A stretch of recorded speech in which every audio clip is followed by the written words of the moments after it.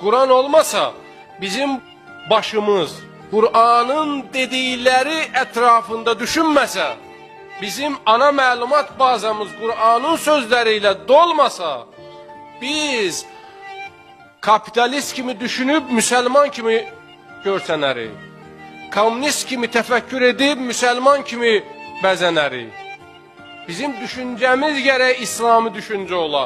Əlimdə təsbih var, uzun qollu köynək, 2 dənə üzük. Bunlar zahirdir. Bunlar lazımdır. Amma bu İslam deyil. Əsas İslam təfəkkürüdür.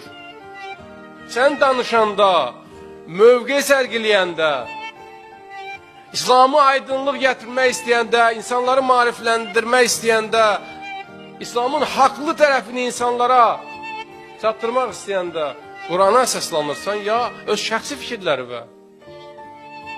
Hardadır Qur'an? Həyatımın hansı hissəsindədir?